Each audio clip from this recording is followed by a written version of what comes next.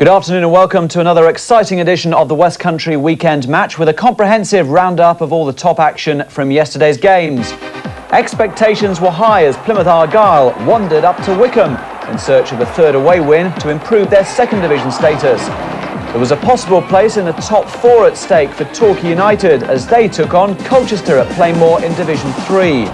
And Exeter City's battle to stay clear of the basement continued at St James's Park.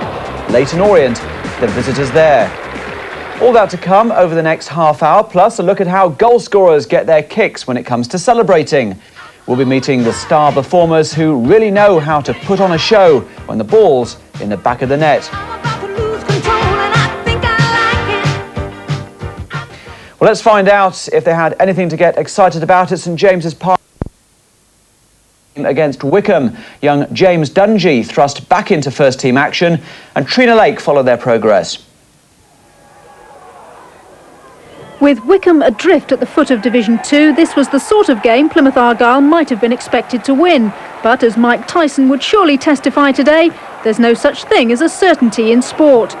Wycombe's early disallowed goal gave a clear warning that Argyle might be in for a tough time at Adams Park, and so it proved as the home side took a 24th minute lead through Steve Brown. Goalkeeper James Dungy tried valiantly to keep the ball out of the net, but Brown was already celebrating. A distinct lack of defensive cover presented Brown with a chance he couldn't miss. Argyle finally stirred themselves out of their rather lethargic approach to mount their first threatening attack with half an hour of the game gone. Neil Illman drawing a fine save from John Cheesewright. And if Argyle's travelling fans sense an improvement in the scoreline was on the way, their perceptive powers proved better than Mystic Meg's.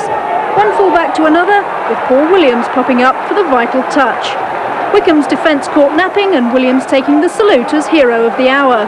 Argyle's left-back has a happy knack of appearing where you least expect him. Just ask Colchester's playoff side last season. The equaliser perhaps should have provided a platform for Argyle to build on in the second half, but things clearly weren't going their way, especially in the penalty area. Wycombe unhappy at Chris Billy's theatrical tumble, and the referee not bothered one way or the other. He'd already awarded a free kick for Illman's enthusiastic challenging when Billy bit the dust in dramatic fashion.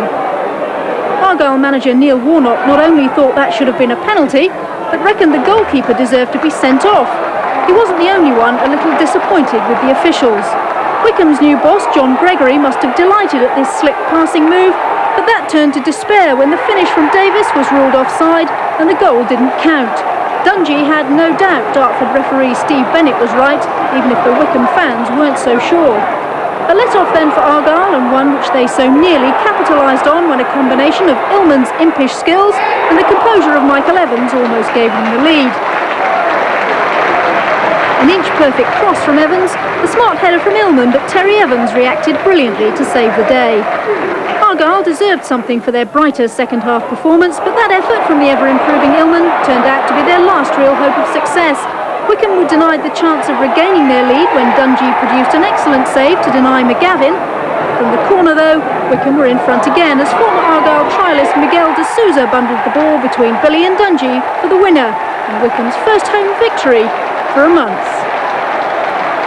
I thought our best spell was when they scored the winner, really. They were just coming to it. A great clearance off the line by, I think it was Evans, from Illman's header. And then they've stolen, it's actually come off Paul Williams, I think, the winning goal there. But that's how it goes. I thought, you could tell they were geared up for John Gregory, trying to get his first win under the belt. I thought we started off very, very sluggish for a quarter of an hour, 20 minutes, and then I thought we'd come into it. And in the end, I thought second half could have gone either way. Well, that defeat leaves Argyle 14th in Division 2, the gulf widening to the playoff positions, but still plenty of time to put together a winning sequence. Remember, Plymouth lost their first 6 matches last season. Right, let's catch up with some of